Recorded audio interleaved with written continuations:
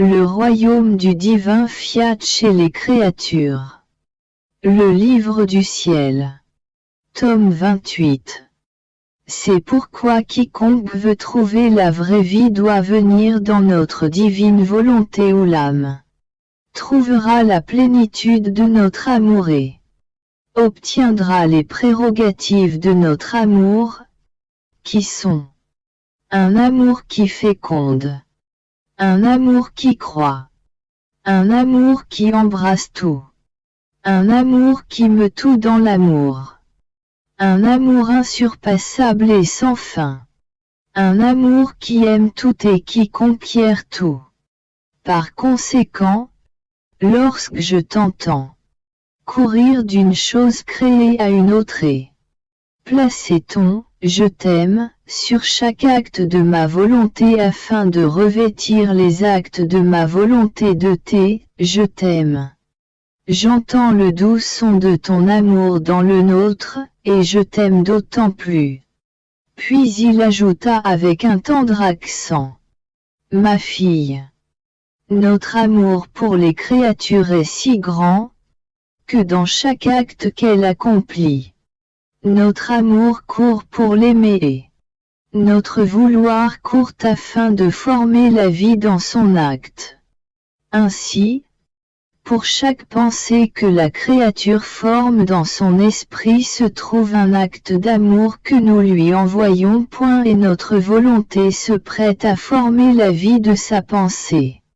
Dans chaque parole qu'elle prononce, dans chaque battement de son cœur, dans chacun de ses pas, se trouve autant d'actes de notre amour, qui courent vers la créature et dans lesquels notre fiat se prête à former la vie de ses paroles, des battements de son cœur et des pas de ses pieds.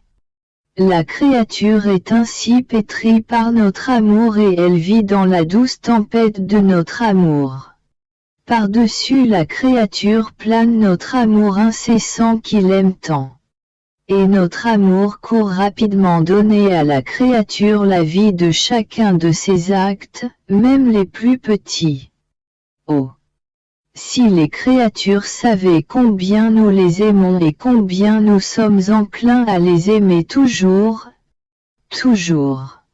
Au point que nous ne laissons pas même une seule de ses pensées nous échapper sans lui envoyer notre amour distinct et spécial. Oh! Combien elle nous aimerait! Notre amour ne resterait pas si seul sans l'amour des créatures. Notre amour descend continuellement vers les créatures.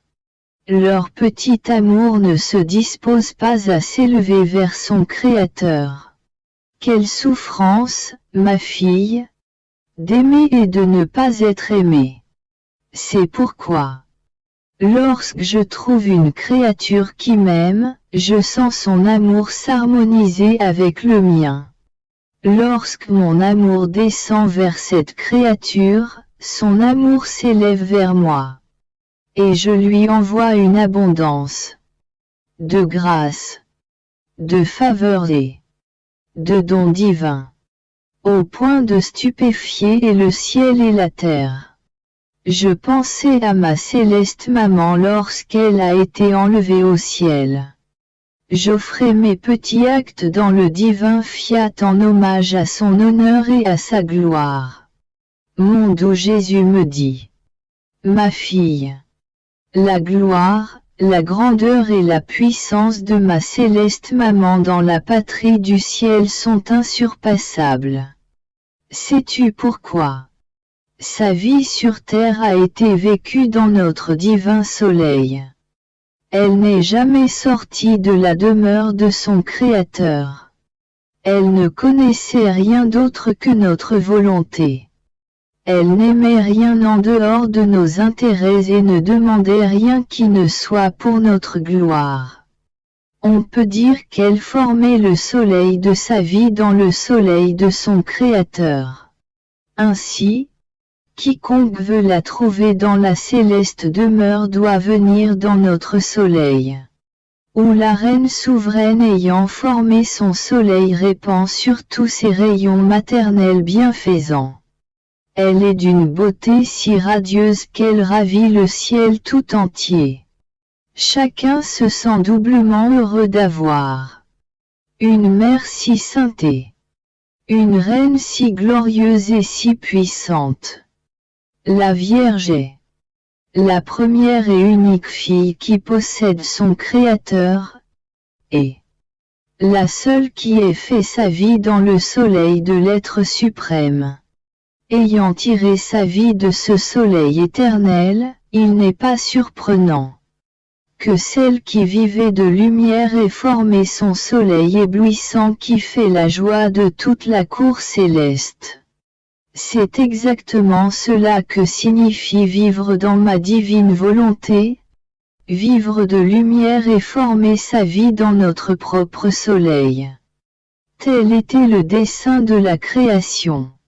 Avoir des créatures créées par nous, nos propres enfants bien-aimés, dans notre propre demeure, les nourrir de notre propre nourriture, les revêtir de vêtements royaux et leur donner la jouissance de nos propres biens.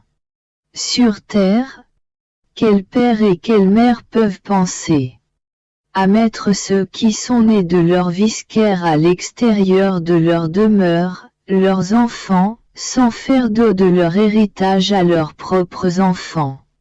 Je crois qu'il n'y en a pas.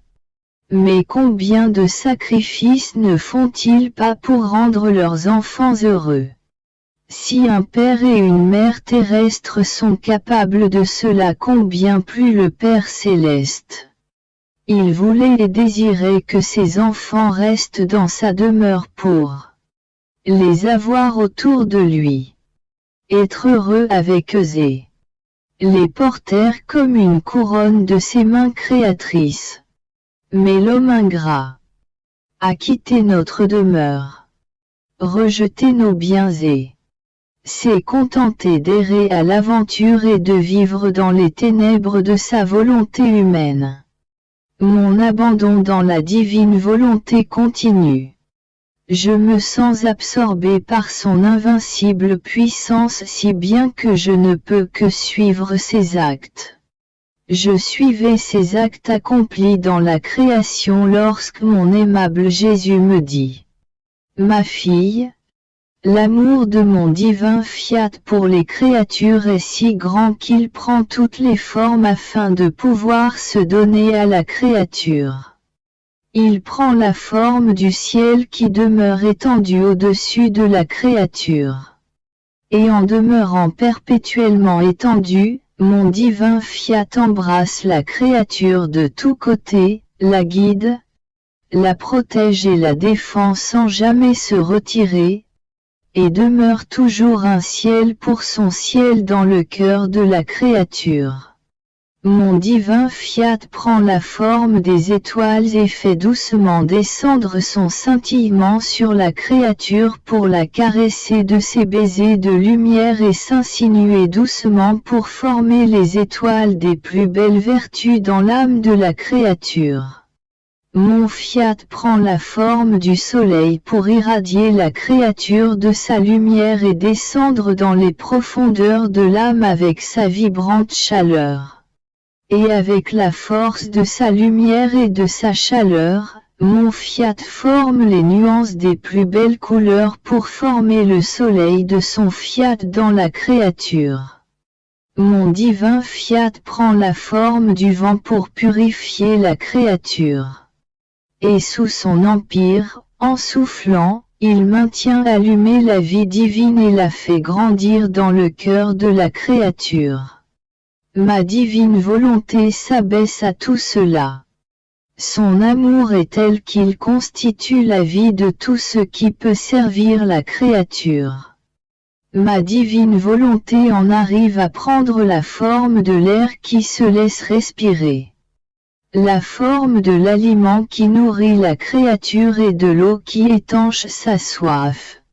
En somme, il n'est rien qui serve la créature où ma volonté ne se trouve pas. pour continuellement donner à la créature.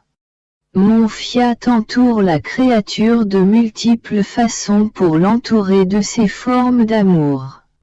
Afin que, si la créature ne reconnaît pas ma divine volonté d'une manière, elle la reconnaisse d'une autre. Et comment la créature répond-elle? Si ma divine volonté n'éveille pas la créature d'une façon, elle l'éveille d'une autre. Afin de recevoir au moins un regard, un sourire de satisfaction, une invitation à la laisser descendre dans l'âme pour y régner. Un merci, de gratitude pour tant de folie d'amour. Ah! Combien de fois ma divine volonté reste là, sans que la créature lui accorde la moindre attention. Quelle souffrance! Combien ma divine volonté en est transpercée. Mais malgré tout, ma divine volonté ne s'arrête pas, elle continue toujours et toujours. Et elle ne cesse pas, avec sa fermeté toute divine, de laisser courir sa vie divine dans toutes les choses créées. Elle attend avec une invincible patience celle qui doit la reconnaître et la recevoir afin de former sa vie dans les apparences de la forme humaine, de la créature, et compléter ainsi le règne de tout ce que nous avons créé. Après quoi je suivis la divine volonté dans les actes de la création.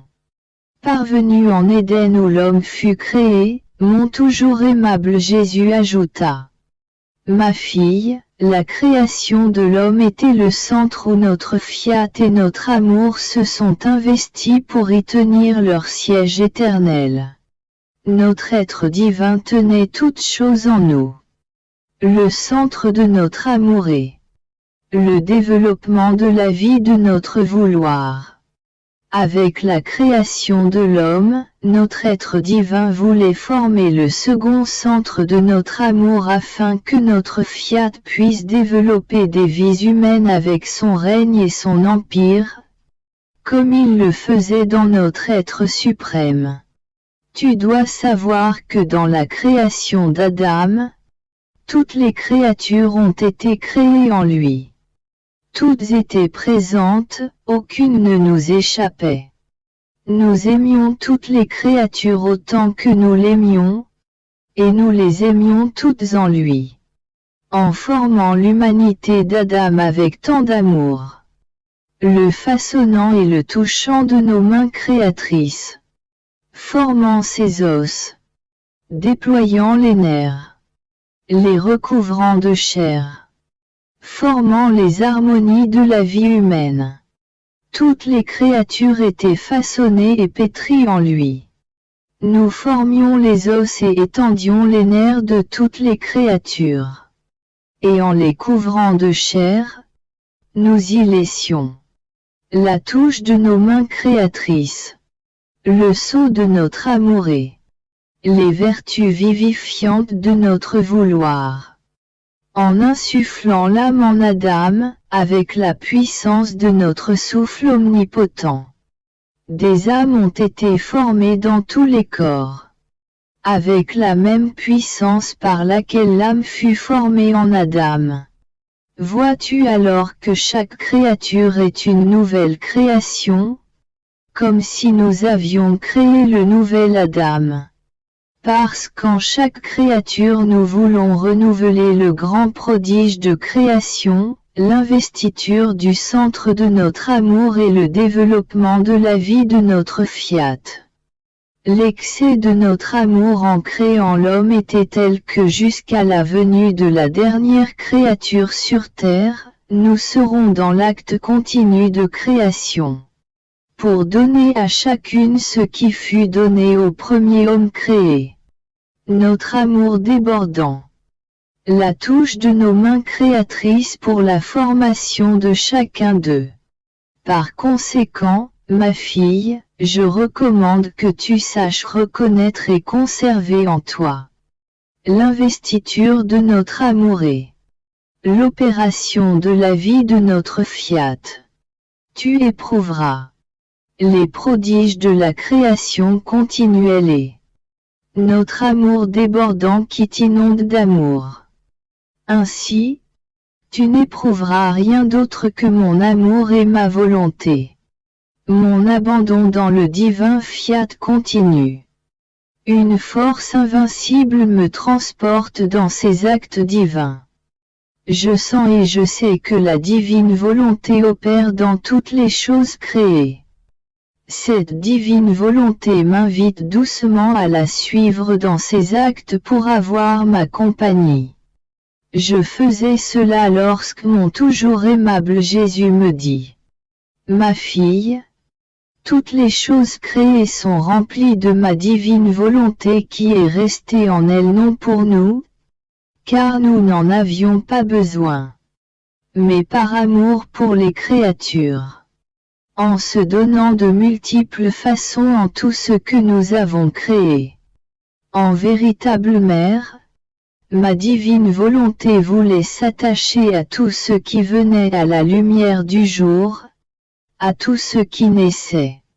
Elle voulait se donner à chaque instant et sans interruption, à petites gorgées, pour former sa vie et étendre son royaume en chaque âme. Tu vois qu'il n'est rien où mon Fiat ne veuille se donner. On peut dire que chaque chose créée forme un trône d'amour de mon Fiat, où il fait descendre sa miséricorde, ses grâces et sa voix pour communiquer sa vie divine. Ma divine volonté se tient aux aguets pour voir quel bien elle peut faire à ses enfants, pour voir s'ils lui ouvrent leur cœur pour recevoir ses biens et se conformer à ses fins divines. Ainsi, chaque chose créée est un appel que ma divine volonté lance à la créature, pour recevoir le don que ma divine volonté veut lui faire. Chaque chose créée est un amour nouveau qui veut donner la béquille aux créatures. Un geste vers la créature et dans la créature. Mais, oh, quelle ingratitude de la part des créatures! Ma divine volonté embrasse les créatures, les serre sur son sein de ses bras de lumière. Et elles échappent à sa lumière sans retourner son étreinte et sans un regard pour celle qui les aime tant. Par conséquent, ma fille, sois la réparatrice pour ma divine volonté.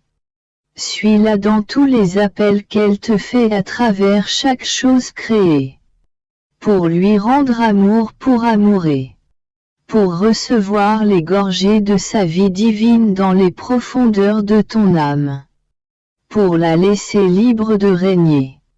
Après quoi j'ai suivi les actes de la divine volonté. J'ai continué mon abandon dans le vouloir suprême. Mon pauvre esprit était occupé par les nombreux incidents que notre Seigneur avait disposés et dispose encore dans ma pauvre existence. Et mon doux Jésus ajouta: Ma fille, les croix, les incidents, les mortifications, les actes, l'abandon des créatures et tout ce qui peut être souffert pour mon amour ne sont que de petites pierres marquant la route qui conduit au ciel.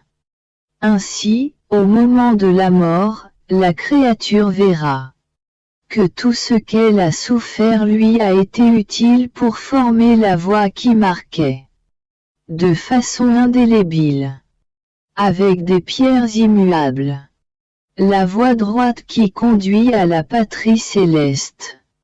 Et si, dans tout ce que ma providence a disposé pour la souffrance de la créature, celle-ci le souffre, pour accomplir ma divine volonté et pour recevoir non la souffrance, mais un acte de vie divine.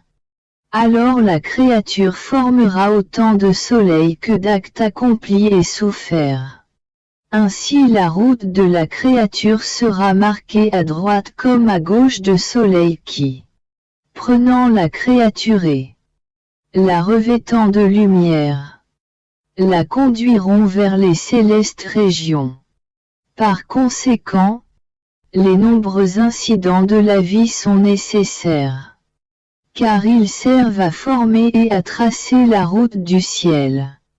Si les routes ne sont pas formées, il est difficile de se rendre d'un pays à un autre. Bien plus encore pour atteindre la gloire éternelle. Je me sentais immergé dans le divin fiat. Sa lumière éblouissait mon intellect. Et en m'absorbant dans sa lumière, il me fait suivre ses actes comme je le faisais dans la création. En faisant cela, je ressentais une amertume et une oppression telles que j'avais de la difficulté à accomplir mes actes dans le divin vouloir. Mon doux Jésus, pris de compassion, me dit: Ma fille, quelle peine me fait ton amertume. Je la sens couler dans mon cœur. Alors, courage. Ne sais-tu pas que les oppressions et les amertumes sont le lampoison du bien, qui produit une difficulté telle qu'il réduit l'âme à une souffrance extrême qu'elle ressent dans son cœur, et mon amour souffre dans le cœur de la créature. La créature ressent la souffrance sur ses lèvres, et ma prière souffre. La créature ressent la souffrance dans ses mains et ses pas, et mes pas et mes œuvres souffrent. Et encore plus pour la créature qui veut vivre dans la divine volonté. La volonté de la créature est une avec la mienne. Alors je ressens la souffrance dans ma divine personne. Alors courage. Abandonne-toi dans mes bras. Je ferai se lever une lumière plus éblouissante de ma divine volonté qui, se transformant en berceau, te bercera pour te communiquer mon divin repos. Et avec sa lumière et sa chaleur, je détruirai le lampoison de tes amertumes, pour le changer en douceur et en fontaine de satisfaction. Et en te reposant dans le berceau de ma divine volonté, tu prendras un doux repos. Et au réveil, tu verras que les amertumes et les oppressions auront disparu. Je te prendrai dans mes bras et tu connaîtras ta douceur et ta sérénité habituelle, pour faire grandir en toi la vie de ma divine volonté. Je continuai alors autant que je le pouvais mon abandon dans le divin fiat. Mon doux Jésus ajouta: Ma fille, les amertumes, les oppressions, et tout ce qui ne concerne pas mon vouloir occupe un espace dans ton âme. Et ma divine volonté ne se sent pas libre d'étendre sa lumière, pour faire se lever la vie en chaque particule et chaque recoin de ton âme avec sa vertu créatrice et vivifiante. Elle se sent entourée de nuages qui, bien que le soleil soit présent, s'interpose entre lui et la terre et empêche ses rayons de descendre avec la plénitude de sa lumière pour illuminer la terre. Ma volonté se sent bloquée par les nuages d'amertume et d'oppression pour étendre sa lumière dans les profondeurs de la créature et dans les plus petits recoins de son âme. Ma volonté se sent empêchée de pouvoir dire: tout dans la créature est ma volonté, tout me concerne et tout est mien. Et ton Jésus qui s'est efforcé de former une âme tout entière dans sa volonté en souffre et reste bloqué dans ses œuvres. Tu dois savoir que je suis le divin administrateur de mon fiat dans la créature. Et lorsque je vois la créature disposée à faire ma volonté, en toutes choses, en chaque acte qu'elle accomplit. Je suis prêt à faire l'acte préparatoire. Supposons que tu veuilles faire un acte d'amour. Je me mets immédiatement au travail. Je place mon souffle dans cet acte d'amour. J'y place une dose de mon amour. Je remplis l'acte d'une variété de beauté que contient ma volonté. Le divin administrateur de mon vouloir que je suis administre ma divine volonté sur cet acte d'amour. De telle sorte que cet acte, l'acte de la créature, est reconnu comme un acte qui sortit du centre de ma divinité. Je suis très jaloux des actes animés par ma divine volonté que veut faire la créature. Je ne permets aucune différence entre nos actes. Pour cela, je place ce qui est mien ainsi que mon œuvre dans l'acte de la créature. Et je dois faire cela en tous ses actes. Si la créature veut faire des actes d'adoration, de prière, de sacrifice, j'y place mon œuvre pour que cette adoration soit l'écho de l'adoration divine. Sa prière l'écho de la mienne et son sacrifice la répétition du mien. En somme, je dois me trouver en chaque acte de la créature. Ton Jésus, possesseur de ma divine volonté. Je ne serais pas l'administrateur de ma divine volonté si je ne trouvais pas la sainteté, la pureté et l'amour de mon humanité dans l'acte de la créature. Par conséquent, je veux trouver la créature libre de tout nuage qui pourrait porter ombrage à ma divine volonté. Par conséquent, sois attentive, ma fille. Ne fais pas obstacle à l'œuvre que je veux accomplir dans ton âme. Je poursuivais mes actes dans le divin vouloir. Mon pauvre esprit s'est arrêté en Éden où Dieu créa l'homme pour donner le commencement de la vie à la créature. Mon bien-aimé Jésus, toute tendresse et bonté, se fit voir et il me dit: Ma fille, l'Éden est un champ de lumière dans lequel notre être suprême a créé l'homme. On peut dire que l'homme a été créé dans la lumière de notre fiat. Son premier acte de vie était lumière qui étendait un champ interminable de lumière devant et derrière lui, à sa gauche comme à sa droite. Son premier acte devait suivre son cours afin de former la vie d'Adam, avec Adam attirant autant de lumière que d'actes afin de former une lumière bien à lui, un bien personnel en vertu de ses actes, même si la lumière provenait de ma divine volonté. Or chez celui qui œuvre dans ma divine volonté du début à la fin, dont tous les actes sont rattachés au commencement de la lumière où la vie de la créature a été formée et avait son premier acte de vie, la lumière est la gardienne de cette vie. Elle la défend et ne laisse rien d'étranger entrer dans la lumière de la créature afin de former un des prodiges que seule la lumière est capable de former.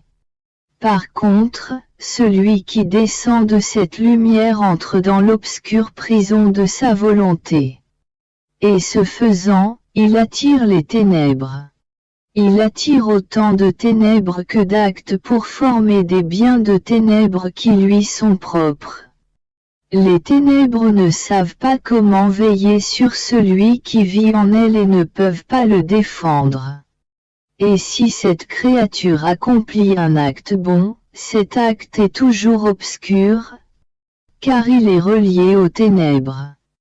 Et comme les ténèbres n'ont pas la vertu de savoir la défendre, des choses étrangères liées à ces ténèbres pénètrent dans cette âme, les molestations des faiblesses, les ennemis des passions et les voleurs acharnés qui font plonger la créature tête première dans le péché au point de la précipiter dans les ténèbres éternelles où il n'y a plus d'espoir de lumière. Quelle différence entre celui qui vit dans la lumière de ma divine volonté et celui qui vit emprisonné dans la volonté humaine.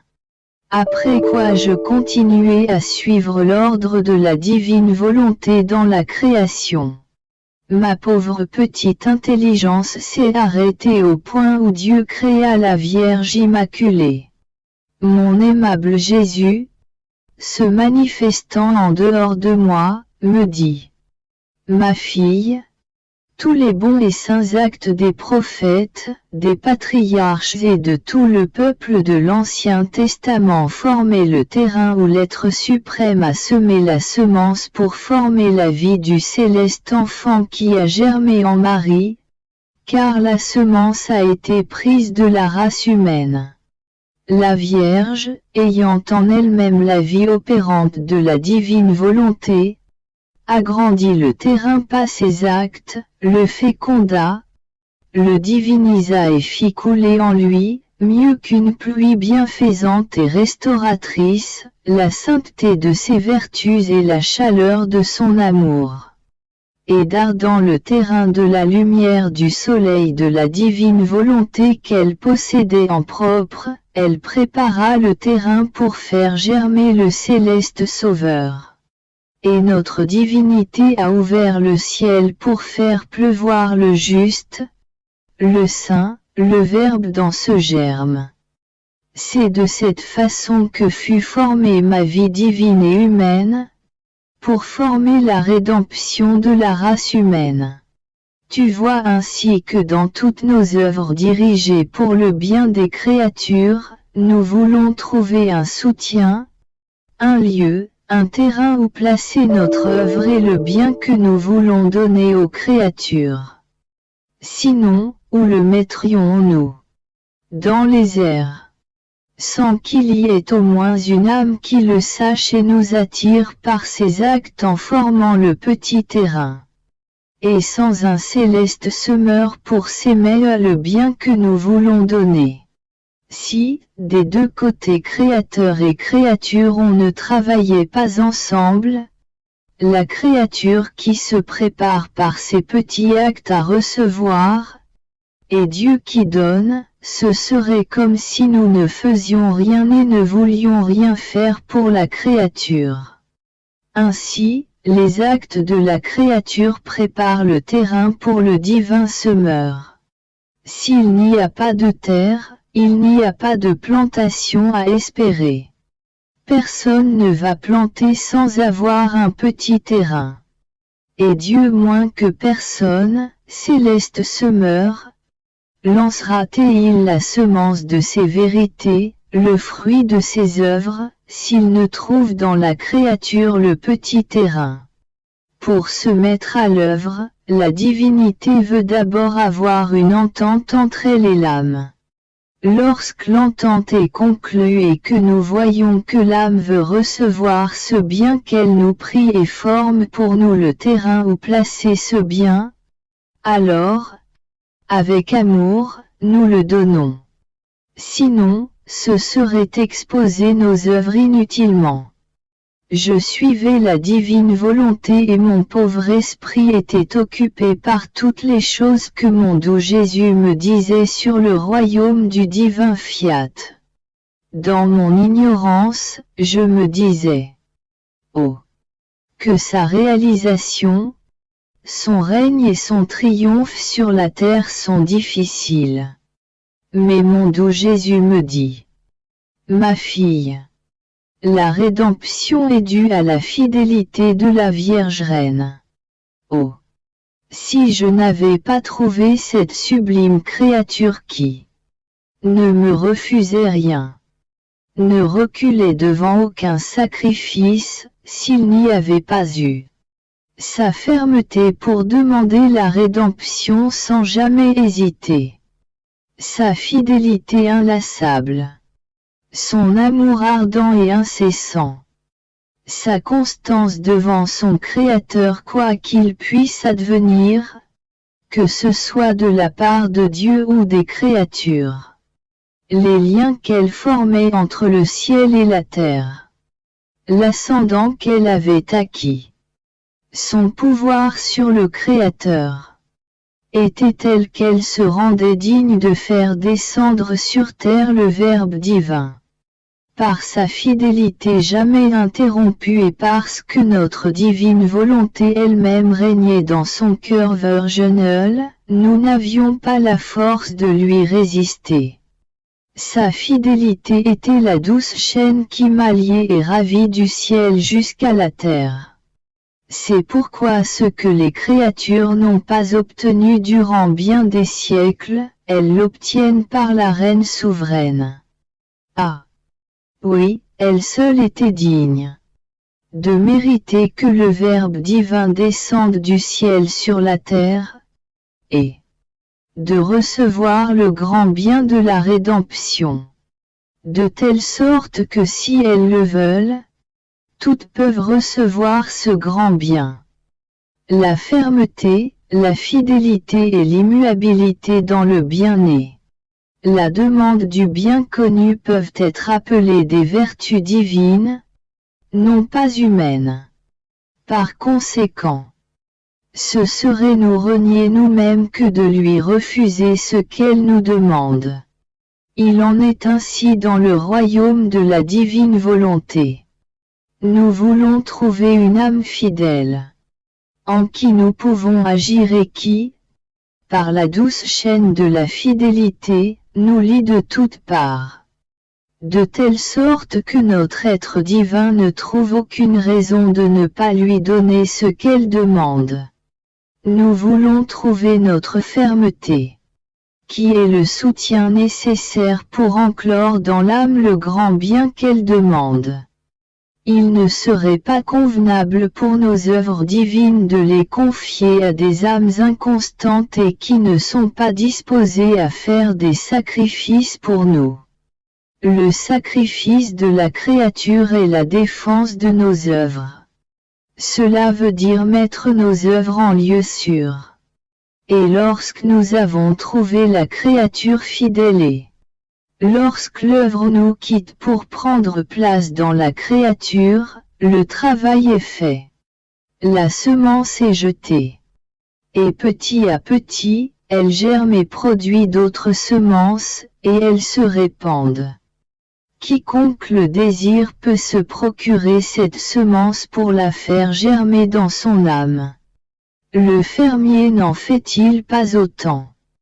Si ce fermier possède cette semence qui peut faire sa fortune, il la sème dans sa terre où elle germe et peut produire 10, 20, 30 semences.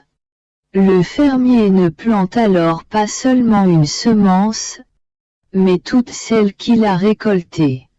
Et il retire tant qu'il peut s'aimer suffisamment pour remplir toute sa terre et arriver au point où il peut même donner aux autres la semence de sa fortune. Moi, fermier céleste, je peux faire bien plus. Parce que je trouve une créature qui a préparé le terrain de son âme. Où je peux lancer la semence de mes œuvres. Cette céleste semence de ma divine volonté plantée dans les profondeurs de leur âme va germer. Et petit à petit elle grandira et se fera connaître. Aimée et désirée par un petit nombre, puis par beaucoup. Par conséquent, ma fille, sois fidèle et attentive. Fais en sorte que je puisse s'aimer à cette céleste semence en ton âme et que rien ne vienne gêner sa germination. Si la semence est là, il y a l'espoir certain que la germination peut produire d'autres semences. Mais si la semence n'existe pas, tout espoir cesse. Et il est inutile d'espérer le règne de ma divine volonté. Tout comme il aurait été vain d'espérer la rédemption si la céleste reine ne m'avait pas conçu dans son sein maternel, fruit de sa fidélité, de sa fermeté et de son sacrifice. Par conséquent, laisse-moi agir, et je m'occuperai de tout le reste.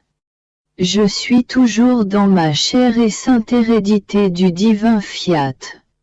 Je ressens le besoin extrême de ne jamais en sortir parce que le petit atome de mon existence a conscience de son néant et ce rien ne peut rien faire si le divin vouloir, en jouant avec lui, ne le remplit pas de son tout pour lui faire ce qu'il veut.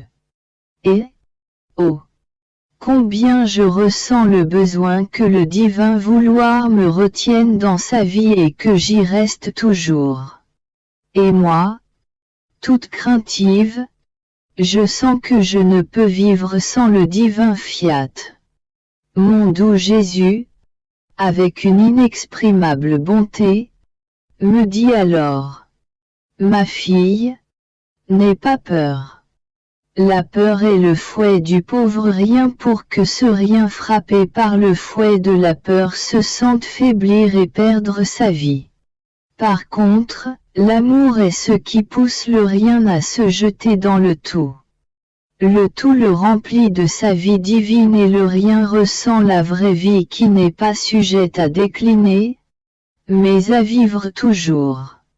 Tu dois savoir que l'amour qui nourrit notre être divin pour la créature est si grand que nous donnons de nous-mêmes pour que la créature soit capable de rivaliser avec son Créateur. C'est pourquoi nous lui donnons notre volonté, notre amour et notre vie afin que la créature les fasse siens pour remplir le vide de son néant et soit ainsi capable de me rendre volonté pour volonté, amour pour amour, vie pour vie. Et nous, bien qu'ayant donné ces choses à la créature, nous acceptons qu'elle nous les donne comme si elles étaient siennes, nous réjouissant que la créature puisse rivaliser avec nous elle qui nous donne, et nous qui recevons. Nous faisons cela pour redonner à la créature ce qu'elle nous a donné afin qu'elle ait toujours quelque chose à nous donner.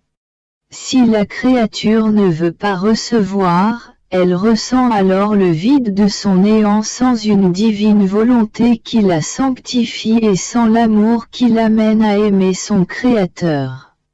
Et c'est alors que sur ce rien, les maux se précipitent, les fouets de la peur, les terreurs des ténèbres, les pluies de toutes les misères et les faiblesses qui donnent le sentiment que la vie se meurt.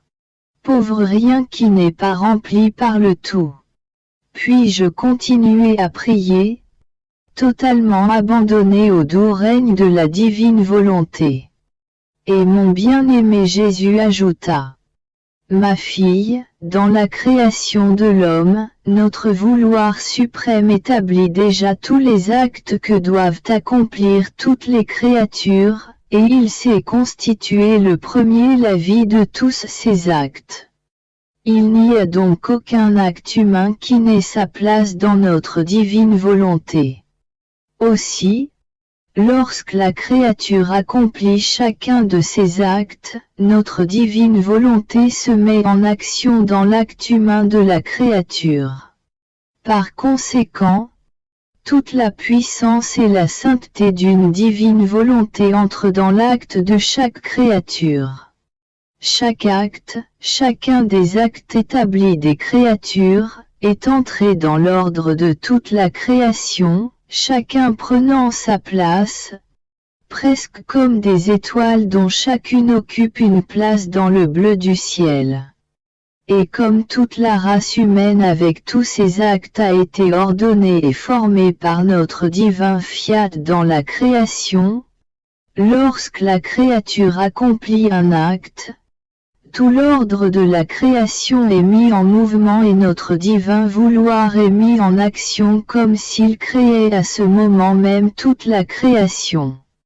Cela se produit parce que tout est en acte dans notre vouloir, et l'acte de la créature entre dans l'acte de notre vouloir. Prenant sa place établie par Dieu, les effets de toute la création sont renouvelés et l'acte humain entre dans la course de toutes les choses créées où il a sa place distincte. Cet acte humain est toujours en action dans le mouvement divin pour adorer et aimer son Créateur. Ainsi, l'opération de la créature dans notre divine volonté peut être appelée le champ fécond et divin de notre volonté elle-même dans le petit champ de la créature. Je continue dans mon état habituel. Je demeurai à l'acte par lequel la Reine souveraine donna naissance à l'enfant Jésus. Lui donna le jour. Le pressant contre son sein, elle l'embrassa encore et encore avec délice avant de lui donner son doux lait. Oh! Combien j'attendais de pouvoir également donner à mon enfant Jésus mes baisers affectueux et mes tendres embrassements. Lui, se faisant voir comme s'il les recevait, me dit: Fille de mon vouloir, la valeur des actes de ma céleste mère était-elle parce qu'ils sortaient du sein immense de ma divine volonté, par où elle possédait son royaume, sa vie. Elle n'y avait pas en elle de mouvement, d'acte, de respiration ou de battement de cœur, qui ne fût rempli du vouloir suprême au point d'en déborder. Les tendres baisers qu'elle me donnait sortaient de cette fontaine.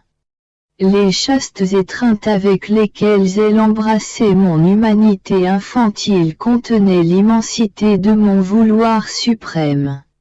En m'allaitant au lait très pur de son sein virginal par lequel elle me nourrissait, je tétais au sein immense de mon fiat. Dans ce lait, je tirais les joies infinies de mon fiat, son indescriptible douceur, la nourriture, la substance, la croissance de mon humanité, de l'immense abîme de ma divine volonté. Ainsi, dans ces baisers, je sentais l'éternel baiser de mon vouloir qui, lorsqu'il accomplit un acte, ne cesse jamais son action. Dans ces embrassements, je sentis m'embrasser une immensité divine. Par ma volonté qui la comblait toujours, dans son lait, elle me nourrissait divinement et humainement. Elle me rendait les joies célestes et les contentements de mon divin vouloir. Si la Reine souveraine n'avait pas eu en son pouvoir une divine volonté, je n'aurais pas été satisfait de ses baisers, de son amour, de ses embrassements et de son lait. Mon humanité tout au plus aurait été satisfaite. Mais ma divinité, le Verbe du Père, qui contenait l'infini et l'immensité en mon pouvoir, voulait des baisers infinis, des embrassements immenses, un lait comblé de joie et de douceur divine. C'est ainsi seulement que j'étais satisfait. Que ma mère, possédant ma divine volonté, put me donner des baisers, des embrassements, de l'amour et tous ces actes qui me donnaient de l'infini. Tu dois savoir que tous les actes accomplis dans ma divine volonté en sont inséparables. On peut dire que l'acte et la volonté forment une seule et même chose. La volonté peut être appelée lumière et l'acte chaleur, lesquels sont inséparables l'un de l'autre. Ainsi, quiconque possédera mon fiat comme vie aura en son pouvoir tous les actes de la céleste mère. Elle avait tous leurs actes en son pouvoir de telle sorte que dans ses baisers et ses embrassements, je me sentais embrassé par tous ceux qui doivent vivre dans ma volonté. Et dans ces âmes qui doivent vivre dans ma volonté, je me sens à nouveau embrassé et étreint par ma maman. Tout est mis en commun et en parfait accord avec mon vouloir. Chaque acte humain descend de son sein. et avec sa puissance, elle le fait retourner au centre d'où il est sorti. Par conséquent, sois attentive et ne laisse rien échapper de ce qui entre dans ma divine volonté si tu veux tout me donner et tout recevoir. Mon pauvre esprit continue sa course dans la divine volonté. La divine volonté est toujours mon soutien, mon commencement, le milieu et la fin de mes actes. Sa vie court en moi comme le doux murmure de la mer qui ne s'arrête jamais. Et moi, en échange d'hommage et d'amour, je donne à la divine volonté le murmure de mes actes que ce divin fiat me fait faire. Mon toujours aimable Jésus continue de me dire: ma fille, chacun des actes accomplis dans la divine volonté forme une résurrection dans l'âme. La vie n'est pas formée d'un seul acte, mais de nombreux actes unis ensemble. Ainsi, plus il y a d'actes, plus l'âme s'élève dans mon vouloir pour former une vie complète, toute de ma divine volonté. La vie humaine est formée de nombreux membres distincts pour pouvoir former sa vie. S'il n'y avait qu'un seul membre, elle ne pourrait être appelée vie. Et s'il lui manque un membre, ce serait une vie déficiente. Ainsi, les actes répétés dans mon vouloir servent à former les différents membres de la divine volonté dans la créature. Et en servant à unir ces actes pour former la vie, ils servent aussi à nourrir cette vie. Comme ma divine volonté n'a pas de frontières, plus il y a d'actes accomplis en elle, plus la vie divine grandit dans la créature. Et lorsque la vie divine s'élève et grandit, c'est la volonté humaine qui meurt en raison de ces actes accomplis dans mon divin vouloir. La volonté humaine ne trouve pas de nourriture et se sent mourir avec chaque acte accompli dans ma divine volonté. Et chaque fois que la volonté humaine fait sa volonté dans ses actes, c'est la divine volonté qu'elle fait mourir dans ses actes. Oh! Combien il est terrible de voir une volonté finie placer un vouloir infini à l'extérieur de son acte, alors qu'il veut lui donner sa vie de lumière, de beauté et de sainteté. Je continuais mes actes dans le divin vouloir avec mon refrain habituel. Je vous aime en tout ce que vous avez fait pour notre amour. Mais en faisant cela, je me disais, mon refrain des je t'aime doit être fatigant pour mon bienheureux Jésus. Alors, à quoi bon le redire? Et mon doux Jésus, se manifestant en moi, me dit: ma fille, l'amour vrai, accompagné par ces paroles, je t'aime, ne me lasse jamais. Car étant moi-même un complexe d'amour et d'actes d'amour continu qui jamais ne cesse d'aimer, lorsque je trouve l'amour dans la créature, c'est moi-même que je trouve. Le signe que l'amour de la créature fait partie de mon amour, c'est lorsque l'amour de la créature est continu. Un amour interrompu n'est pas un signe d'amour divin. Ce peut être tout au plus un amour de circonstance, un amour d'intérêt qui cesse lorsque ceci s'arrête. Même les mots « je t'aime », ne sont rien d'autre que l'air que mon amour produit dans la créature et qui, condensé dans la créature, produit de nombreux éclairs de lumière vers celui que la créature aime. Et moi, lorsque j'entends dire « je t'aime », sais-tu ce que je dis? Je dis, ma fille produit des éclairs de lumière dans l'air de son amour pour moi, et un éclair n'attend pas l'autre.